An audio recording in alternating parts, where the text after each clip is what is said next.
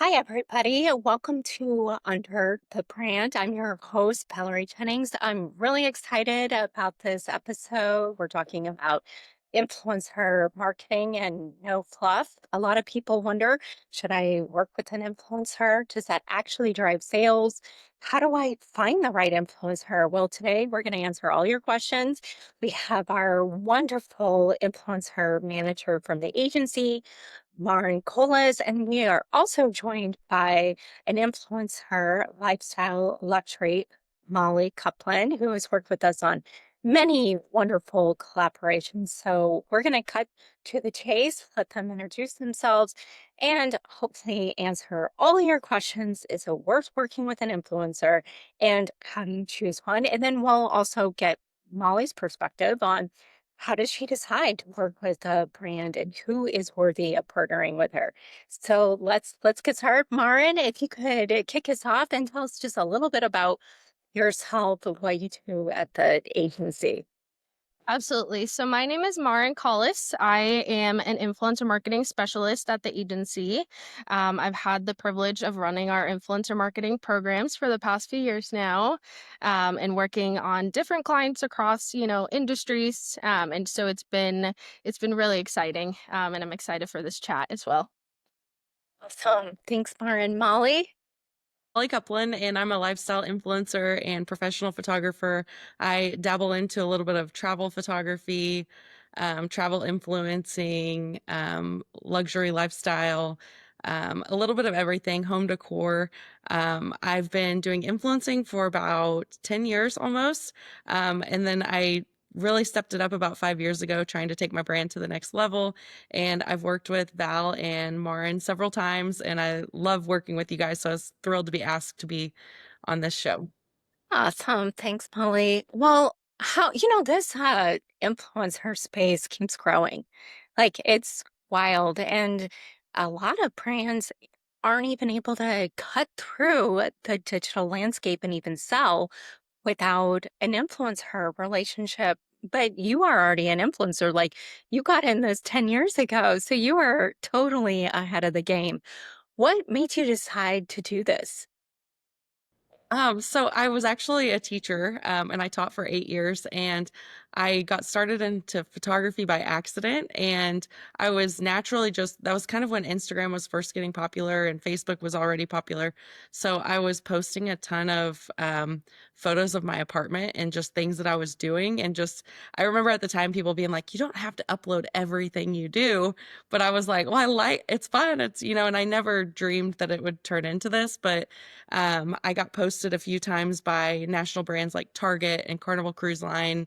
A couple different airlines shared my stories. And so whenever those were shared, my following grew just a little bit and then just a little bit more. And so then it was kind of encouraging and to try to grow my brand and think, oh, I could make money off of this or do this for a living. And it was fun for me. So it didn't feel like work. And I did do a lot of things. For free or for trade at first, just kind of like getting my feet wet into it. And then it just kind of took off once I started really trying to put effort behind it. Oh, yes, you've been very successful in especially the past, I would say 5 years is about when we started working with you, I think. Yeah. So you made the comment that you pivoted into luxury and you started expanding in that space. Why? Like, doesn't that limit you? Or what was the reason that you wanted to expand into luxury? So I feel like I kind of live the best of both worlds, and I can be friends with anybody, fit in anywhere, have a good time in any setting. And then when I started getting offered to go on these excursions and things that were a little bit luxury and I felt like they were out of my reach, but it was one of those fake it till you make it and just enjoy the moment and be there. And I kind of relate it to whenever you're watching a reality TV show, it's something that you might not feel like you could achieve yourself, but whenever you're watching someone's Instagram story and they're walking through a $7 million home, you're like, oh my gosh, you can't take your eyes off of it. And so kind of the same with my stories or my posts. Whenever I'm sharing that kind of stuff, people get so into it and almost like obsessed with, oh my God, I cannot believe that this is the way people live or that this is what's going on here. And so it's just kind of whenever it's either super relatable or super unrelatable, I feel like it clicks really well with my audience and people like to see that kind of stuff that they might Yeah. not see otherwise. Yep. Yeah, the exclusivity. I mean, we work with a lot of luxury brands, and in fact, we had a new business contact us this week, and they're looking for a luxury aesthetic, and they say we feel like you guys are the right agency to build that for us. I mean, when people see luxury, they get it. They know that there's a difference between luxury and everyday. And so, how do you decide now? Because you're in a position where you can choose. How do you decide who you're going to work with and Um, promote and make or break their yeah, brands?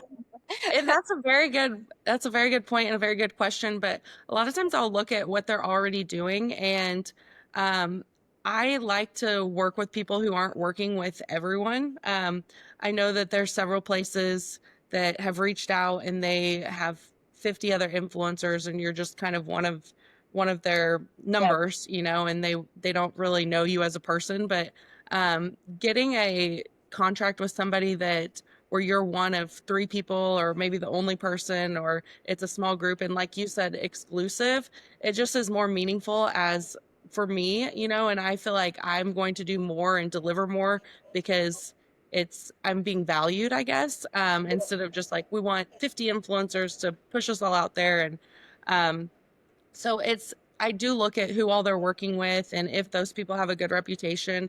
One of the things that I look at a lot too is if they're working with people who have a real following.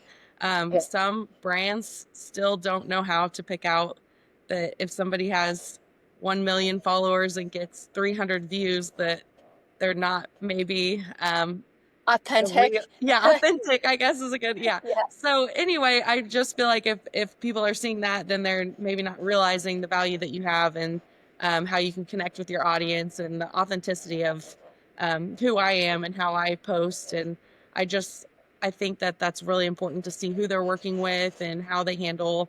And a lot of times too, if they're giving you creativity, like they're letting you like know how you're going to put yourself out there, and so I love when brands reach out to me and they say we really love this post and this post that you did.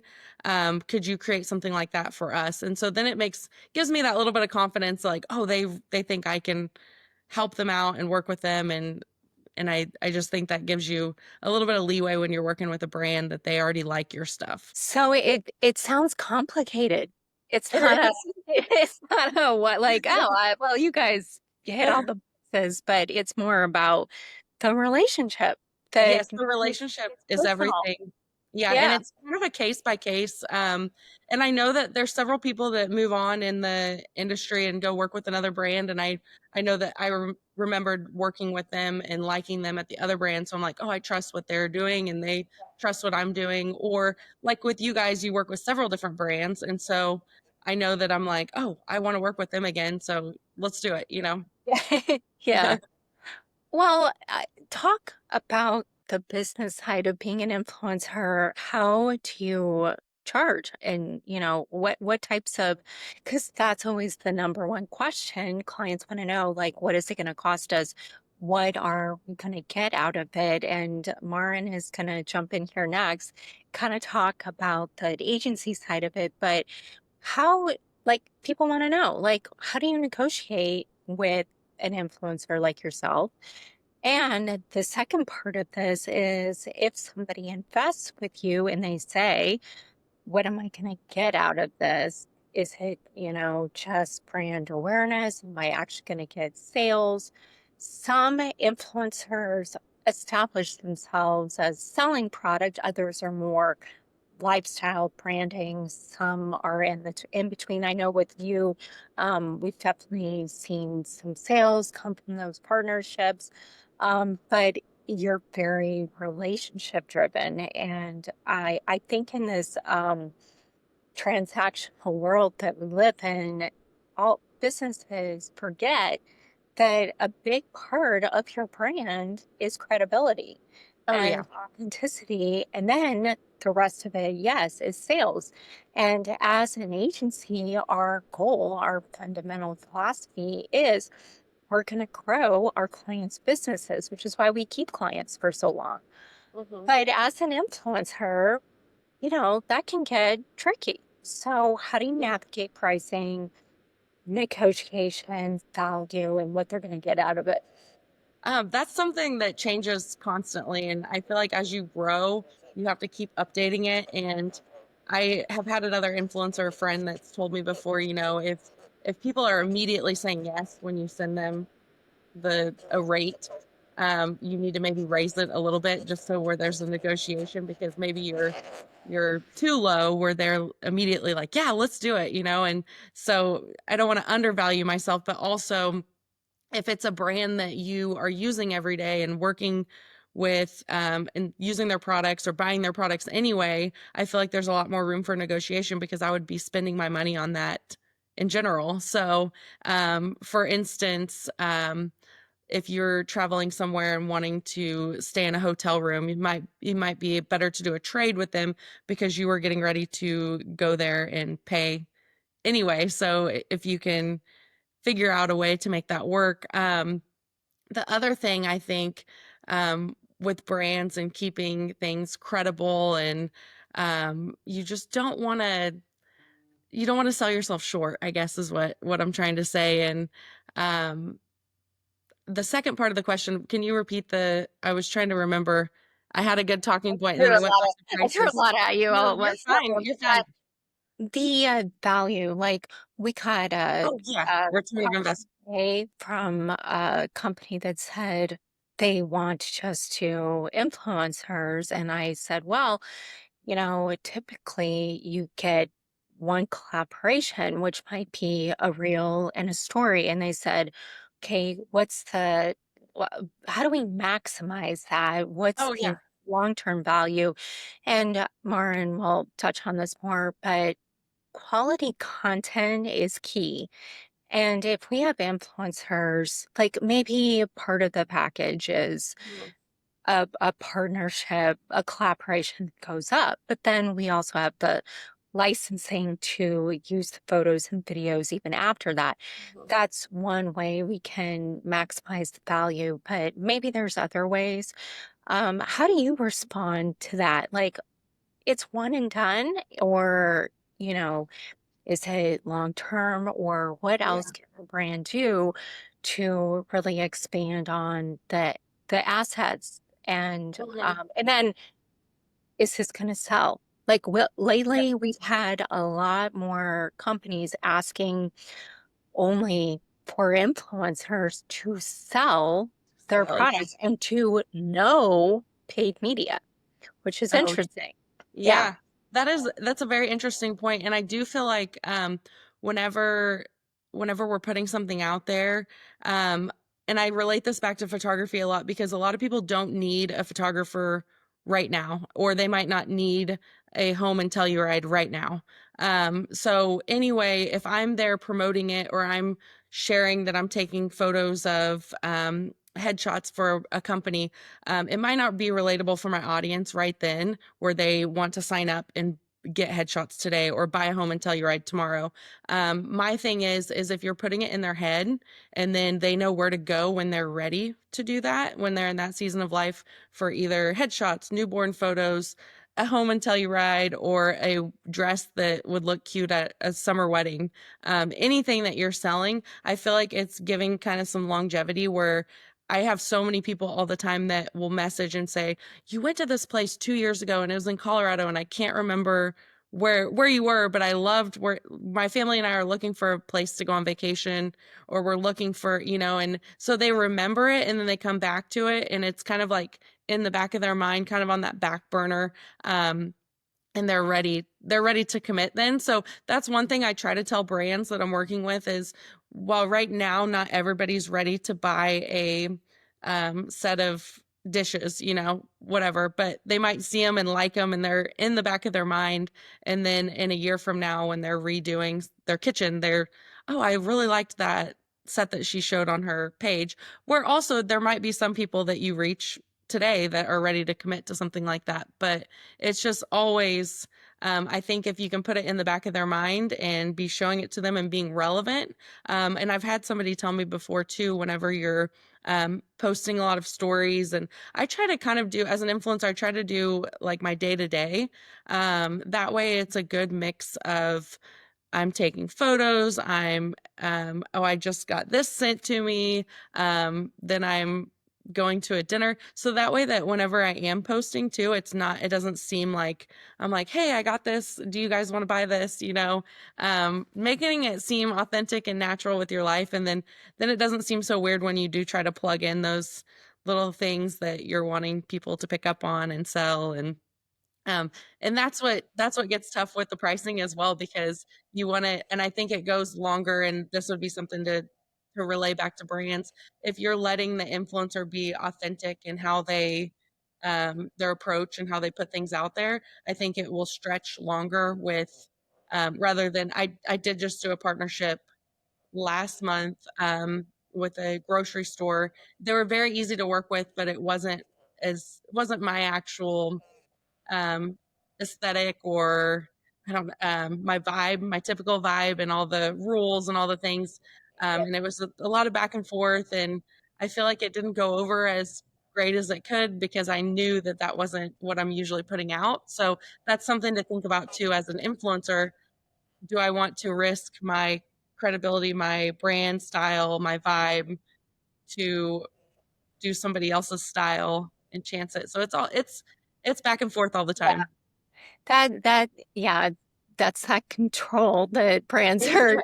But you're right. Like, and Maren, like, this is a perfect segue into what you do. Like, we talk about this all the time. Like, how many restrictions are we going to use or not use? And then even clients, as an agency, we even have clients like add their restrictions on top of it. So it, the influencer space is highly regulated, and a lot of people don't know that.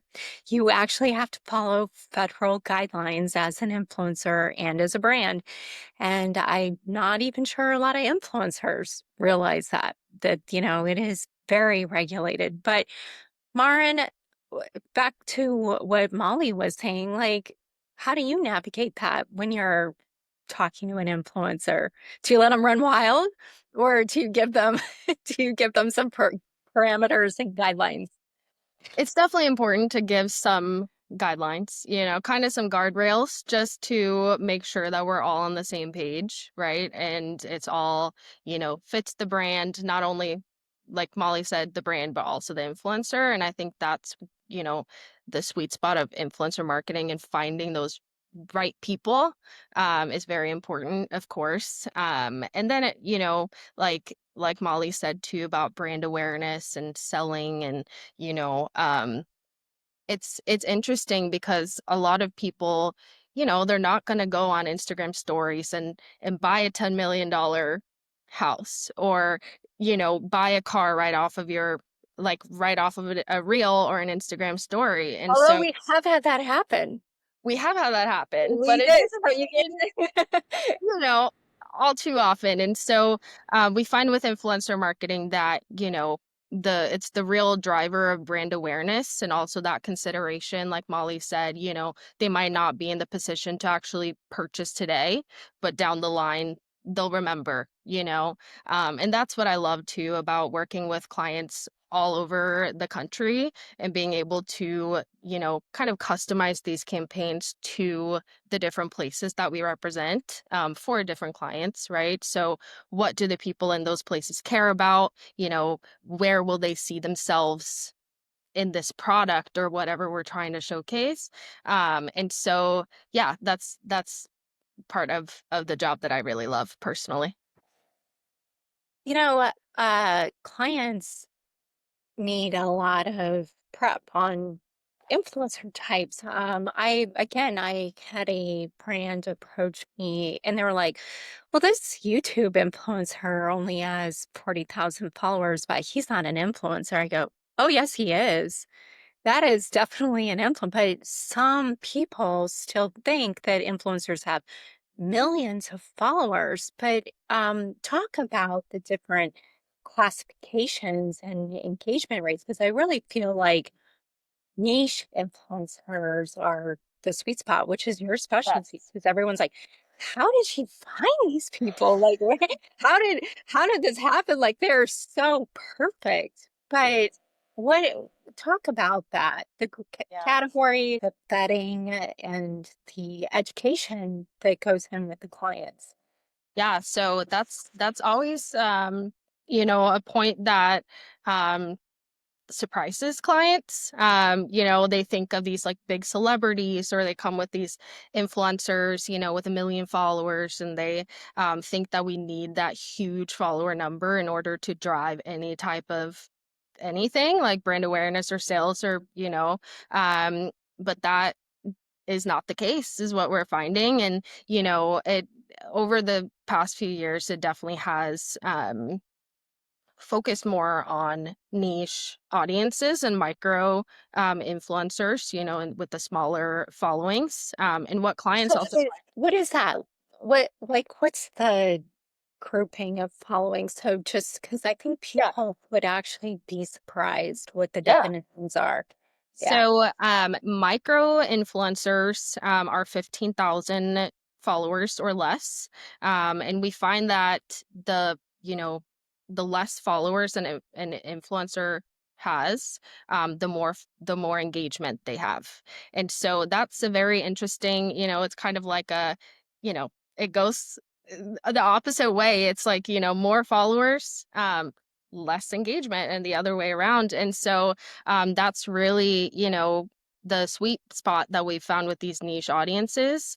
Think of like if you're looking for, a say like a fly fisher, and he has a niche audience, he's a micro influencer, maybe with 10,000 followers, but his following is going to be, fly fishing specific, and they're going to really care about fly fishing, so they're really going to care about what he posts, and so finding those niche audiences that just really fit the bill for the client is definitely the sweet spot.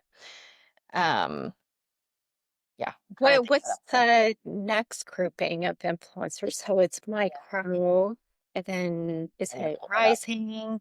Yeah, sorry to put you on the spot. No, you're fine, you're fine. Again, I'll pull it up like, here. people need to understand, like, there's so Yeah. many ways that you can organize this. And like Molly's a lifestyle influencer, specifically, she's expanding luxury. And so when you do this matching, Uh-huh. you're looking at all kinds of things, right? You're looking at their size, their engagement rate. You're telling the client, well, they're in this bucket, Yep. and they're going to resonate with your brand because of blah, blah, blah. But it starts with this initial vet on the classification and engagement rate. Yeah. So what is that breakdown? So the breakdown for influencer types, we start with micro influencers at 15,000 followers or less. Their engagement rate is at the highest point at 3.86% on Instagram. Then we go to regular influencers. They're between 15,000 and 50,000 followers with a 239% benchmark. Next, we have Rising with 50,000 to 100,000 at a 187. Um, Next is Mid from 100,000 to 500,000 with a 162% benchmark. Macro is 500,000 to a million with a 136. And then Mega 1 million plus at a 121%. So you wonder who did this, like who put this together? Some, data scientist did a study or something, but this really matters to clients Yeah. because sometimes that influencer is too small. And then you say, well, but look at the engagement rate, and we're trying to influence their community that's very loyal to them. So, and then price, like Molly touched on this, right? Price is tricky. But a lot of the pricing is driven by the size of the following and engagement rate. And Yes. so you've picked Molly for many partnerships over the years, not just because she's so awesome, but because she's good at what she does. What is so special about Molly that you pick her over and over again? I think Molly is very relatable. I think she has a great eye for not only, she's a photographer, and she has that great eye for nice content and angles and all those things, but she of course also has the knack for authentic, influencer content. And so I just love that. And I love her variety of, content. She touches on like lifestyle, interior, like it really just spans all across, the board. And so yeah, I just think Molly's really relatable. And she just fits the bill for a lot of the clients. Well, what do you say to that, Molly? Thank you. That is so nice of you. I'm over here blushing. I do appreciate the relationships that I build with people, and I think that goes a long way in just being real with who you're working with too, not just online, but being honest and asking questions. And just like I know before today, I asked Val, I was like, is this a video? Or, just like being able to ask those things and feel comfortable. And that's one of the reasons that I committed to this too, because I'm like, oh, I really like both of those too, and so I'm like, they'll make it fun, they'll make it comfortable because I'm a little out of my comfort zone talking and being on. I know that sounds crazy being on camera, but but yeah, so the relationship piece is huge for me, and just trying to be. I do feel like I'm kind of too relatable, not too relatable online, too real online. I share a lot of stuff, and some people are like, "Oh, wow, I grew up on a farm, and so nothing is um, too out there for me." Oh, I mean, this authentic partnership is what people want. Like, they don't want flashy. They Yeah. want like real life. And I think that's what Maren is getting at. Um, we all took a trip together. What was that? 3 years ago? I think Two, so. 3 years three, ago, like right 3 years ago? June, I think. Yeah. And that was a very like kind of unique experience because we don't usually travel with influencers. But Maren, was like, again, Molly would be perfect for this. Like, talk about both of you talk about Maren. What was your expectation for that experience? And Molly, the same. Like, what did you think about it? Like, it was very unique. It And I think was. we all ended up with like altitude sickness or something, or I don't know. But Yeah. anyway, Maren, like what was that partnership about? And just kind of give like a high level, and then Molly, if you could also talk about your experience too. Yeah, so in Telluride, we had a luxury real estate client, and I felt like Molly would be perfect to bring on that trip because, we were not only there to help them showcase different, you know, apartments and mansions. I mean, goodness, those places that we saw were amazing. And so not only grabbing, content as she does so greatly, of these different places, but also kind of, show through content what is Telluride, what does Telluride feel like? What do people in Telluride do? Because the main goal, is for people to come to Telluride and want to look into real estate. Right. And Telluride is a place with a ton of nice events all throughout the year. It's a huge destination for skiing and, you know, all of these, I mean, like hiking and, the list goes on. But yeah, I felt like Molly was awesome for that to grab content not only of these places that they were representing, but also Telluride itself, and the experience of being in Telluride. And on top of that, we did not only build their content library with what, 500 or so assets just from a week of, walking around and grabbing content. But we also, got to tap into Molly's audience a little bit there. So yeah, it was Yeah, awesome. and Molly, before you answer about your experience, um, our agency has worked in real estate. I think it's almost 15 years or more at this point, and luxury real estate is definitely one of our sweet spots.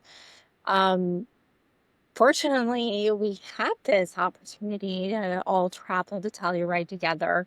A lot of people don't realize that there's only a couple of ways you can get to Telluride, which is by jet. So you gotta take a private jet or fly in there privately or fly into the regional airports. So for this client, JW Group, that's owned by Forbes Global Properties, we really were dealing with a union.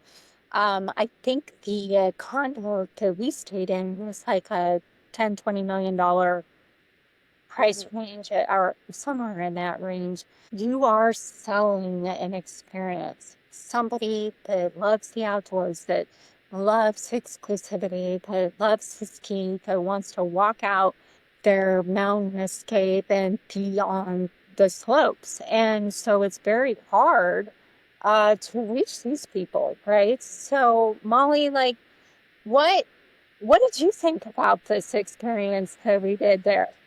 That was, I mean, that set the bar high for everything else I've done because we had the best time.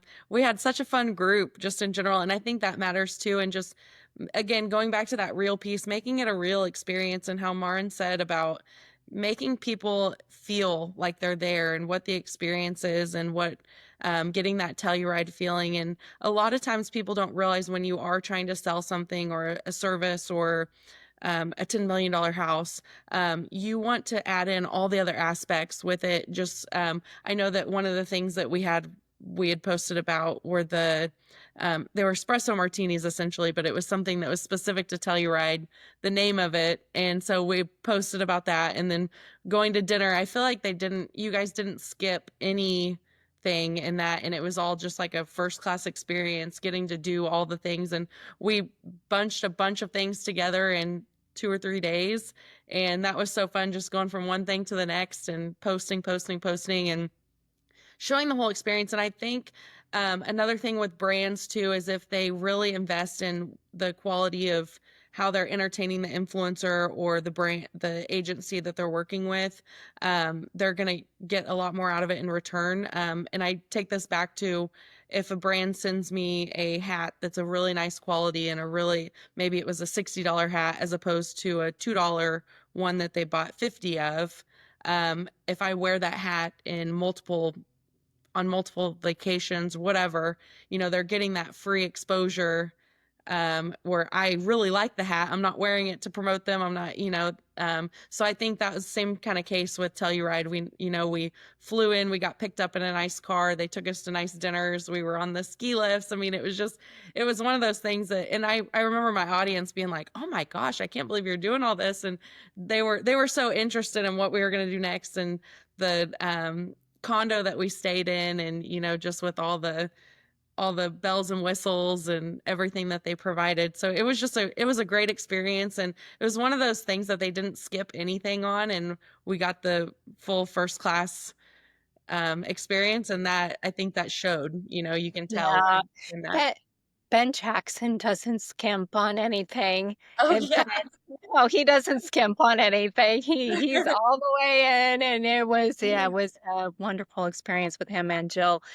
I wanted to bring up what Maren said. We ended up with like 500 photos and videos Yeah. from that trip. Now, I know you took a lot of them, Maren. I think you also took some, and then we use that content for marketing, ads, and social. Like, that's the issue that a lot of brands struggle with is that they don't have any assets. And so doing a partnership the right way where it's not just a one and done with the influencer, but Maren, like, just kind of touch on the negotiation that you do with influencers on licensing.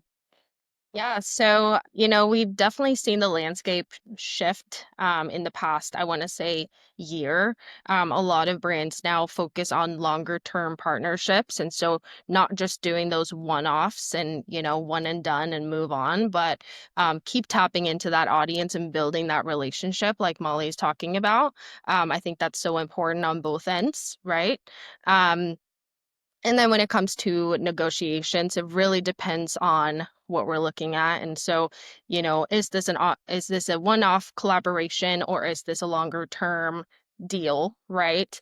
And then as Val said too, we always want to maximize our assets, right? And so usage rights is a huge part of that and a big part of the negotiation. Of course, a brand always loves full usage and be able to use that content, unlimited on their end in posts and ads and all of that stuff.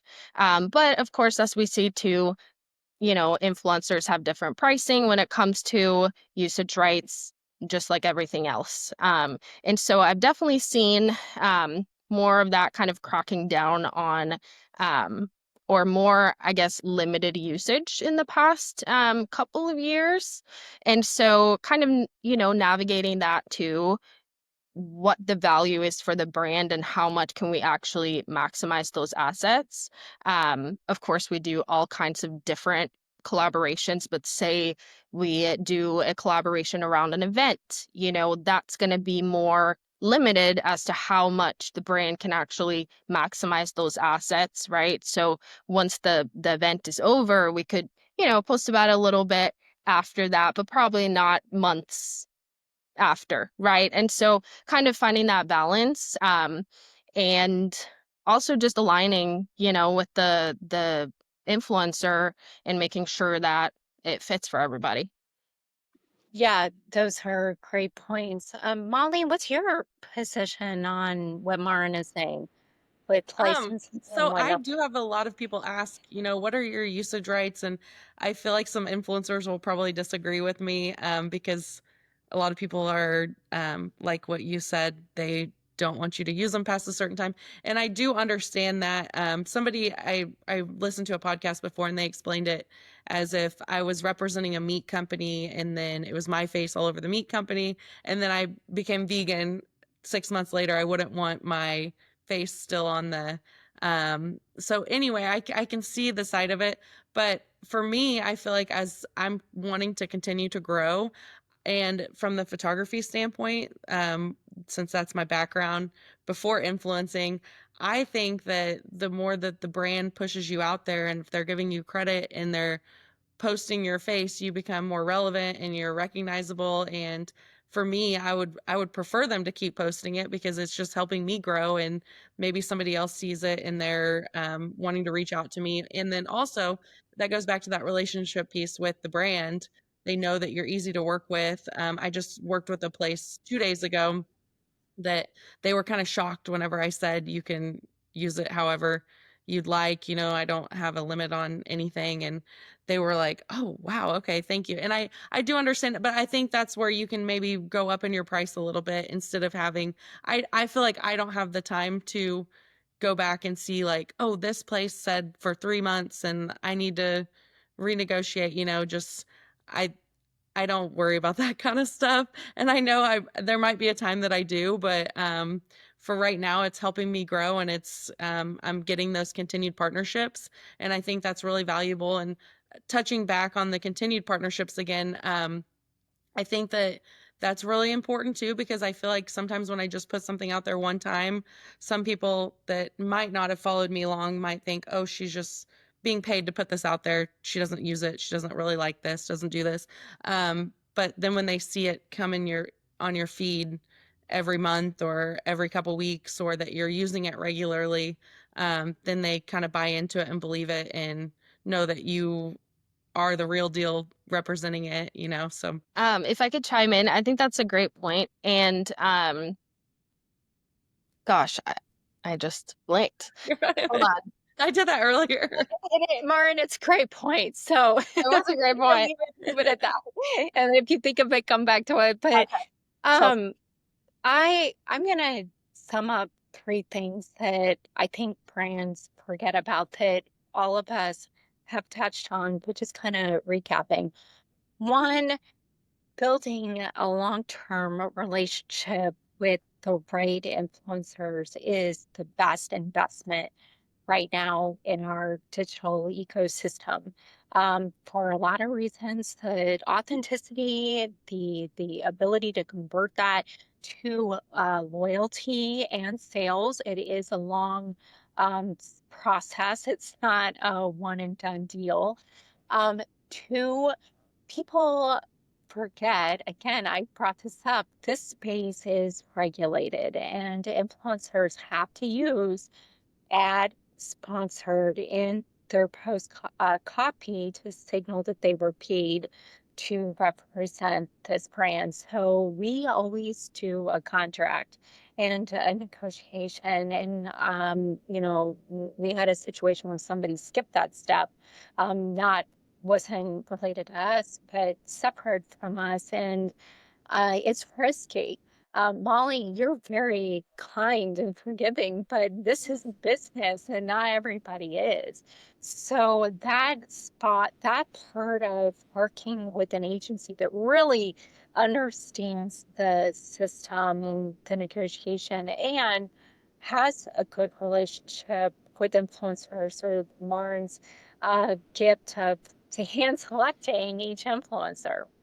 And then lastly, treat your influencers well, right? Like they are not, just hired guns to do your bidding for you and make you a celebrity. Value them, build a relationship with them. And again, having an agency that's good at that is very advantageous. So I think all of this is excellent feedback. I don't think even some of our public clients understand the negotiation, the selection process, and everybody is still learning. And the influencer space is what, a multi-billion-dollar industry today, and content creators rule.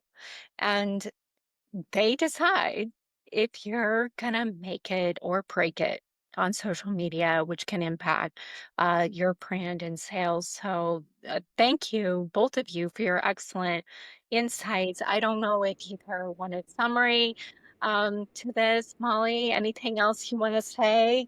I don't think so. I do. You made such good points. It's such a gray area because there's not really a right or wrong way to do it besides not following the FTC guidelines. But like when you're working, I as a brand or as an influencer, I say shoot your shot. You never know if an influencer would love your product or love your service, and maybe they're a little bit out of the budget, but reach out to them anyway. And same from an influencer perspective, there's several places that I pitch because I know that I use their products or I want to go to their place.